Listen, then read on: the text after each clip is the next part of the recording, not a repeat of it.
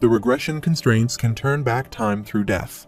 In return for that ability, he is not able to succeed in any Constellation story. Meanwhile, Dakibai comes to them and asks if they really decided to start a new nebula, and Younghyuk agrees with him. The queen laughs at his decision and says this is why she likes him. Meanwhile, other constellations are disappointed in him. Uriel also supports him and says this is a good thing, but the question is, they haven't even reached the state of the constellation. How can they start their own nebula? They ask Dakibai if it makes sense, and he replies that the star stream has acknowledged Incarnation Dokja Kim to be worthy enough, and he is a king of the world without a king. He also broke the throne, which held the other world's divine powers, and he fought against a miracle. He was called a fable, created from his attributes a long time ago. Now, some constellations are favorable toward him, but they are surprised to see a notification that he is the one who scorned a storyteller. He grabs the Dakibai by his collar and asks what he is showing to the constellations, and he replies that there must be something wrong with the video. Other constellations laugh at him and call him a crazy incarnation, and he has also achieved a non-existent story. He has established a total of 4 stories, and the star stream has acknowledged his accomplishments. Everyone is shocked that the shadow of a fabled constellation has already accumulated 4 legendary stories. They are sure that he is going to make a constellation even before the end of the 10th scenario and will be a new constellation like them. Dakibai announces that he will become a constellation if Dokja gains his 5th story now. The old man refuses to acknowledge that he is able to form a nebula because there are 2 problems. The first problem is that they don't know whether he has adequate financial capacity and needs a certain amount of money to form his own nebula. Dokja replies that he has enough coins, and the second problem is whether he will be able to find someone to support his nebula.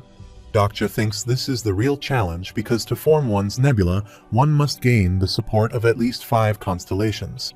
The old man asks everyone which constellations support him to form his own nebula. He also asks him if he has a name for nebula, and he replies that their nebula will be called the Dokja Kim Company. But Younghyuk interrupts him and says they don't have a name yet, and as for the supporters, they will find them now. He announces and asks if any constellation is willing to support the forming of their nebula, but no one replies. The old man says it was a waste of time and asks the Dakibai to continue the succession. But he is shocked to see the underworld of Olympus, and the queen raises her hand and declares her support for them. The old man tries to stop her, but she says she is free to do what she wants. After that, the prisoner of the golden headband also declares his support, and Uriel also declares her support to them. Younghyuk and Dokja are also shocked at their support, and he tells him that is as far as they go, but Dokja says they have what they want. He tells him that he didn't expect to be able to form their own nebula, and all he wanted to do was stall for time, and if all goes according to the novel, the finale of this banquet is already decided. But he is shocked to hear the declaration of Goryeo's top swordsman's support. They receive a congratulatory notification that the star stream has acknowledged their accomplishment. Dokja and Younghyuk are both shocked that Goryeo's top swordsman has decided to support them. After that, the god of naval warfare and the bald army general also step forward for their support. Dakibai asks them to stop and says they can't suddenly voice their support like that. Dokja is notified that the constellation's secretive plotter supports his nebula, and he starts to look for him but doesn't find him anywhere. He then acquired the ability to form a nebula temporarily, and suddenly everything started shaking. They feel an immense amount of energy, which seems to be from another world, and a weird thing appears from the sky. The old man comes forward and shouts at them why they have come there. They then hear a voice from them and ask why they have not been invited. The queen and Uriel approach Younghyuk and Dokja and cover their ears. The queen apologizes to them and says the party is over, and it's time for all of them to head back. Suddenly, they are surrounded by lights and are notified that the other world's gods are looking for them. Dokja can feel a lot of eyes are looking at them, and they are about to attack them when they disappear in front of them. On the other side, 3 men are standing at Dokja's grave, and one of them asks others not to dig his grave because they hear that Jihai and Hyunseong frequently come to this area. But others ask them to dig the grave before the people who went into the dark castle come out, and they are sure at least 1 or 2 decent items will be buried there. After some time, they opened his coffin and decided to take his coat first. But soon, he gets scared to see Dokja put his hand on his shoulder and gets up. He is notified that someone has acquired 5 stories, and a new constellation is born in the night skies of Seoul. Everyone is surprised by the notification, while Jihai is running to the side of Gilyong and Yuseong and says this is not important to them right now. They are running from monsters and seem to be in a terrible state. They are currently in the Dark Castle and are hiding from some monsters. They are notified that an ancient magic barrier has formed on the first floor of Dark Castle, and a special barrier will be active for the next 30 minutes. A Trier 5 demon Dark Tracker is chasing them, and Jihai thinks this thing spells big trouble for them. But the real problem is Demon Viscount Naslok. Yuseong asks her what they should do now because they don't have any more monsters they can call to their aid, and Jihai asks them to think since they still have 30 minutes. She thinks she would have been more careful and goes to the window where she can see many people running to save their lives. Many of them have turned into zombies and are killing other people. She thinks that she could survive all this time, not because she was strong, but because she was lucky. She wonders what happened to others and thinks they might have died already. She thinks about her masters and thinks that if they had been here, they could have survived too. Gilyong says if only Dokja was there, but she asks him to stop daydreaming and be brave. Yuseong has a feeling that her master is still alive, and she asks them to remember that he is dead, and they have buried him in front of their eyes. Yuseong asks her why people call him ugly when she thinks he is the most handsome person. She now thinks everyone's been saying Dokja is ugly, but she never thought what makes him ugly. She thinks it may be that his eyes and nose look blurry, or maybe the combination of the features makes him ugly. However, she can't remember his face and wonders what feature makes him ugly. She tells them that he was not her type, and Yuseong says she still cried a whole lot during his funeral. She replies that she was acting at that time, and the constellations gave them so many coins. She thinks she wants to pay him back and ask him if he thought she was helpful to him. Suddenly, she is notified that the ancient magic barrier will be deactivated in 1 minute, and she asks Yuseong to carry Gilyong and run when she gives them the signal. She unsheaths her sword and asks her to do as she says, and asks her to run and try to get some help for them. Yuseong follows her instructions while the monsters approach her to attack. Yuseong is running with her full might, but a monster has grabbed Jihai, and she wonders if this is really her end. She fought pretty hard, but she was still defeated. She doesn't want to die and wants to live a little longer. She has gone through something like this before and wonders who saved her back then. Now, the monster is about to kill her when they see a light coming from a side, and it tears through his arm. Dokja appears from the side and kicks his face, and Jihai falls far away. She is shocked to see him alive, but can't understand what he is saying to her. She can't hear or see him that well either, but she desperately wants to hear his voice and see him clearly. Dokja steps toward her and calls her name, and she thinks she never thought he looked like that. After that, she gets unconscious, and Dokja tries to grab her. After some time, when she is conscious, she asks him if the message was about him they got earlier and asks him if he will be more powerful when he becomes a constellation. Dokja tells her that he borrowed the power from another story, defeated many demonic nobles, and acquired 10,000 coins. It is revealed that when someone kills a demon, he becomes the enemy of the demon king that they worship, but things are different in this scenario. All the demons in the Dark Castle scenario are waiting for a new master, so no demon king is angry. He has obtained the item, Advanced Demon's Proof, and the lower-ranked demons will now fear him. His power goes beyond what is allowed in the current scenario, and the effects of the story, The Path of Messiah, are partially active. The effect of this story is absolute divinity, and he borrowed this story from Eden as it's particularly effective against demon species. However, he receives a notification that Nebula Eden has requested him to pay the price for quoting their story. He is thinking something when Jihai calls and asks him if he is religious now, and is notified that the constellations are happy that he quoted their story. Jihai is very injured and apologizes to him for being the 10th strongest in Seoul, and Dokja asks her not to worry since it will get better soon. He tries to put her bones back together, asks her to stay still, and thinks he must use Elaine Rest Essence. He remembers leaving all of his memories with Seong before he died. He opens the Dokubae shop, buys medicine for her, and asks her to sleep. She thanks him for the medicine, and he also thanks her for crying at his funeral, but Jihai asks him not to talk to her. In the meantime, Gilyong and Yuseong approach him, and he is notified that his incarnation is looking at him. She runs and hugs him, and he apologizes for being so late. He thinks if it weren't for this feeling, he wouldn't have come running there when he got back. Yuseong tells him that he is late by a whole week, and he thinks he ended up reviving later than intended. On the other side, Sayoung is lying on the ground in an injured state and wonders why he hasn't returned for a week. She thinks Yoon-hyuk is crazy strong. She wonders how Dokja will use someone like him. She then gets up and thinks the demons aren't the problem, but the real problem is Yoon-hyuk, who has attacked her again. She says the things belong to Dokja and asks him if he really wants to take them from her. He asks why Dokja entrusts her with his stuff, and she replies that he probably finds her the most trustworthy. Yoon-hyuk says it would be fine if he just killed her and held onto them himself, and she replies that he will be taking a loss by killing her, and this is what Dokja would think. He then puts his sword back and says if she ever brings him up again in front of him, then he will kill her. When he is left, she shouts at her Constellation and asks why he didn't help her to kill Yoon-hyuk. The Constellation, Abyssal Black Flame Dragon, protests that it isn't his fault.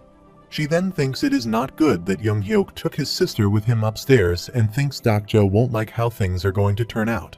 However, Yoon-hyuk took all the proof, and now she might have to start from scratch again. The 9th scenario appears in front of them with a clear condition that they must hunt down the demons and collect 9 demon proofs to sacrifice at the altar leading them to the 2nd floor. She thinks all the major groups have already reached Tae's 2nd floor by working together, and she might end up losing her rank to her competitors if this keeps up. Suddenly, Hyunseong calls her from behind and asks what has happened to her. She tells him that she just got a little injured from fighting demons. Seeing how Hyunseong is there, she thinks Dokja's other friends must be here with him. Now, she is sure she can't take the proof that belongs to the main cast in their presence. But she is shocked to see 4 girls surround Hyunseong, and they ask her not to get any closer to her since it might be a trap. Sayoung smiles and says it looks like he has made some new friends and is quite the ladies' man. He tells her that he lost his friends in Labyrinth. The girls interrupt them, ask Hyunseong why he is not listening, and say Sayoung is suspicious. They ask him not to trust her since she looks weird. Suddenly, she observes something and activates her personal skill, search attribute. She then calls Hyunseong and says she didn't know that he played for the other team. He reveals that these girls are all tricking him and says he should know this already. The girls are angry at her and say she is lying, and Sayoung asks if they are enjoying tricking a naive young man. Sayoung tells him that if he keeps hanging around them, then he will lose all his energy to those men and reveals that they call themselves Pinkies. They sound like some idol group, but they are all men in their 40s. They use disguise and forbidden charm to exploit highly ranked incarnations or kill whoever is weaker than they are. She thinks people lying about themselves to take advantage of others is more common in the world of TWSA. Plenty of people do much worse, so it's possible that these men are not irredeemable. She emits her aura and says she can't stand to see trash like they walk free, and she is about to attack the girl. Hyunseong tries to stop her and says they are not bad people, but she creates her avatars and asks if he wants to see something good. She removes clothes from her avatars and asks her to see him while Hyunseong sits on the ground and closes his eyes. She then runs behind the other girls and obtains their information. Achiak-yeon, 41 years old, runs a coin farm. Taco Bang, 49 years old, consumed human meat and committed infanticide in the 3rd round. The 3rd one is Min Jayu H1, 43 years old, and she has raped a minor. She swiftly moves and kills 3 of them. However, she is unable to find the information of the 4th one and is about to kill her, thinking she is one of them. Meanwhile, Dokja appears there and asks her to keep her alive because they need her to clear this scenario. She smiles at him and asks what took him so long. He takes her to Jihai and others, and she asks him if he has become a constellation. And she is surprised that he can easily become a constellation. He tells her that it wasn't easy at all, and she asks him if he is going to be watching them from outside and donating coins to them. He replies that won't happen and that he needs to keep participating in the scenarios, and he doesn't feel any different either. She looks him around to check for any difference, and Dokja thinks he can now borrow stories and strike a deal with other constellations and nebula. Certain constellations seem to look at him differently now, and they seem jealous of his growth. He is lost in his thoughts when he is notified that he glares at other constellations and has spent 200 coins to send an indirect message. Seong also receives the notifications and asks him if this is him who just sent that message, and some constellations look at him in astonishment. She asks her if this was why he didn't find himself a supporting constellation until now, but it's too late for her. She glares at her constellations while the abyssal black Fane dragon cautiously looks at her. She then asks Dokja why he doesn't have a name yet, and he thinks it is because he hasn't created that many stories. Having no name when he has become a constellation is like being without a home despite having citizenship. He tells her that the 5th story is still in progress, and he will probably get his name by the time this story is wrapped up. She then praises him, saying he looks cool all of a sudden, and if he keeps this up, he will even end up beating Younghyuk one day. He opens up his fists and closes again, and is notified that he should be careful of the probability storm, and the star streak is currently evaluating his level. The star stream doesn't know how much probability restriction they need to put on him yet, so it will be fine as long as his evaluation is still in progress. He then tells Seong that he can beat Younghyuk if he fights him, but this can only happen now. He then asks her about the things he left with her, and she fulfills the contract with him. She exclaims that she felt so rich while she held on to these items, and he gave her 20,000 coins for her trouble. She tells him she has more than 600,000 coins and can't be satisfied with just 20,000 coins. He then turns toward Hyunseng and asks when she is going to let him go. She doesn't care about this and says they are not even her real naked body. After that, she lets him go, and Hyunseong seems in terrible condition. Dokja calls him, and he is shocked to see him alive and asks if he is also dead. He knows that Hyunseong's weakness is women, and he might end up walking the eunuch's path this round if he is not careful. Meanwhile, the girl calls them and asks if it is okay if she leaves, and Dokja asks her about her name. She tells her name in Aseo, and he asks her to tell her real name, Yongpul Kim. She is Yongpul from the Pinkies and thinks it looks like he has found the right one. After that, Seong asks him why he decided to spare him since she thought the Pinkies were bad people. Dokja says they are not bad people yet, but they are going to be later on, and if she has read the novel, she should know that Pinkies are a trio. The 4th one died before they became notorious villains. Yongpul is a good-natured person by default, so he is the first to die among the Pinkies. Yongpul hasn't killed anyone to survive until now, not even during the first scenario. He accidentally stepped on an ant and survived, and that's where he got the idea of killing insects. Seong asks him what he will do now, and he replies that they will beat the scenario, and he knows that it's the last scenario before the liberation of Seoul Dome. The 9th scenario is called the Dark Castle, and Seong says the first floor is a piece of cake. The real test begins on the 2nd floor. Dokja thinks there was more than enough despair looming over Seoul, but there still weren't enough stories. There are never enough stories. The Dakibai always longs for greater despair, and the constellations still want more sensational stories. Seong asks him how much more cliched he can get, progressors, returnees, and reincarnations, and now they are getting demons. He asks her to imagine that she is the writer of TWSA and why she thinks she would create a world like this. She asks him how she is supposed to know, and a top-class author like herself would never know what a third-rate author is thinking. Dokja thinks he is an idiot for asking her, and Seong says she has a question for him. She stares at him, and Dokja thinks he can't use the omniscient reader's viewpoint right now, but he knows what she is asking him. She wants to ask him if he already knows how this world ends, and he counter-questions her why these scenarios exist according to her. Seong observes he is changing the subject, and Dokja asks what purpose this world has. This is the question that numerous beings of the Star Streak have asked at least once in the countless years they have existed, but they all had different answers. For example, the returner Kirjo's Rodgrim said this universe would be lonely without it. The constellation Queen of the Darkest Spring answers with another question and asks if the people are asking her why food exists. The Demon King Asmodeus answered that a small destruction exists to prevent a bigger one. Their answers sound romantic and even philosophical to a certain point. However, romance and philosophy are luxuries that only the well-off can afford. This is what a scenario meant to the demon Earl Tentasio, who sat in the Abyss Plains on the scenario floor of Dark Castle. The demon seems annoyed by something and furiously clenches 2 stones in his hand. He says he is sick and tired of this. He thinks he wouldn't be there if it weren't for darn Dakibai's suggestion. Dakibai asked him if he wanted to become the 73rd king, and all demons' ultimate dream was to become a demon king. He thinks he could never fill the gap, no matter how many lower-tier demons he consumed. Dakibai told him that he didn't lack strength, but he lacked stories, and he would understand this once he entered the scenario. Since then, he has been stuck there in Dark Castle, killing anyone who dared to enter for 149 years.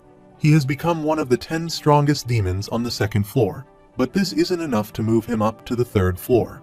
The 3rd floor is a place where the essence of the Demon King lies, and just earning coins and gaining strength is not enough. He needs to climb to the top in these planes, and the most powerful beings on the 2nd floor don't get there because of their strengths. Some constellations want him to keep going, and some are curious to know about his backstory. He gets angry and asks if they think he is a character in the video game or a story. But seeing how a constellation has started taking an interest in him, there must be some insects who have managed to get past the 1st floor of Dark Castle. G1, with her group members, reaches the 2nd floor and they face the demon. She asks him if he is a guide, and he replies that he will tell her about this place. He exclaims that the 2nd floor of Dark Castle is where only the fittest survive, and only those who prove their power and worth can move on to the next floor. He asks them to raise their hands if they need further explanations, and one of them raises his hand and asks what he means by proving their strength. But in an instant, he attacks and unheads him, and says this is how they have to prove their strength. Others rush to see him and command each other to protect G1 while he welcomes them, calling them insects. His story, Insect Genocide, has begun, and this is where the real fun begins.